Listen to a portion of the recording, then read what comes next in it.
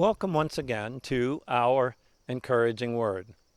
Today's verse comes from the book of Ruth. And the book of Ruth is a wonderful book. It's one of the happy books in the Bible. Last week we talked about Judges, which is one of the depressing books of the Bible. Ruth is one of the happy books of the Bible, and it actually takes place in the time of the Judges. Now, the story of Ruth starts in a very tragic way. It starts with the focus on a woman named Naomi, who is Jewish, who is married, who has 2 sons. But the problem is there's a drought, there's a famine in Israel. And in order to survive, they must flee Israel, and they go to the neighboring country of Moab. There things start to look up as both sons are married to women from Moab. But then things go back downhill very rapidly. Naomi's husband dies, and then both of her sons die. So now these 3 women are left without men to support them, which is needed in that culture. They are in a desperate situation. So what will they do? Naomi decides, after hearing that things are better back in Israel, that she will return to Israel and hope to find help there. And she says to her daughters-in-law, who are both from Moab, go back to your families. They will care for you. There's the hope for you. Go on back to your families. Well, one daughter-in-law does tearfully decide to go back to her family, and she leaves. And the other daughter-in-law is named Ruth, and she makes a very famous decision, and she says something that is quoted very frequently. Ruth chapter 1, verse 16.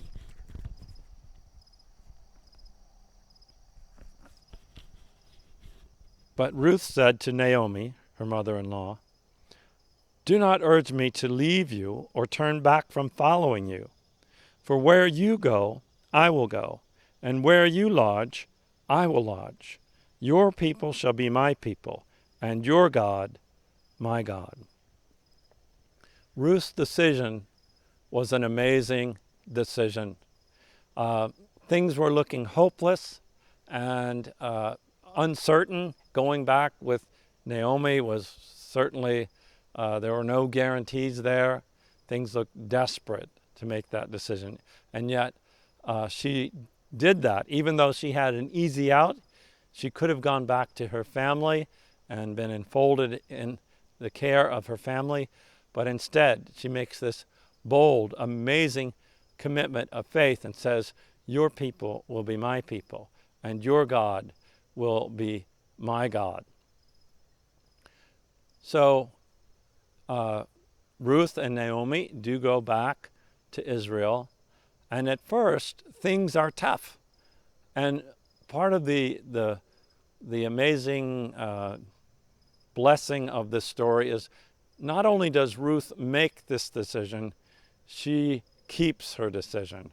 So even though Ruth and Naomi wonder each day if they're going to have enough to eat that day, they still remain faithful.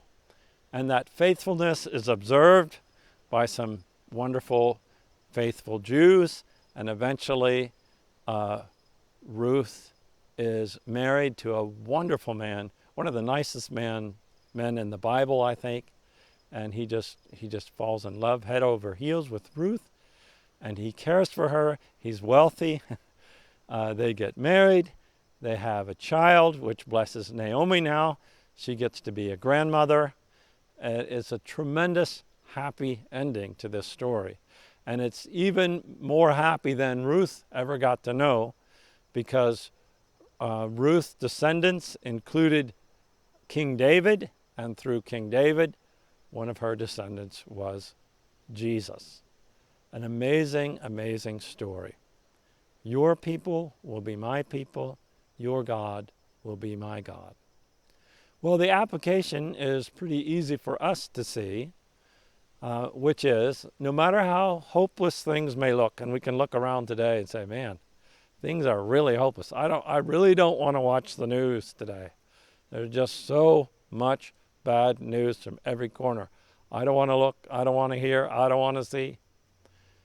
No matter how hopeless things look, the thing we must do is choose God. We must choose to follow God.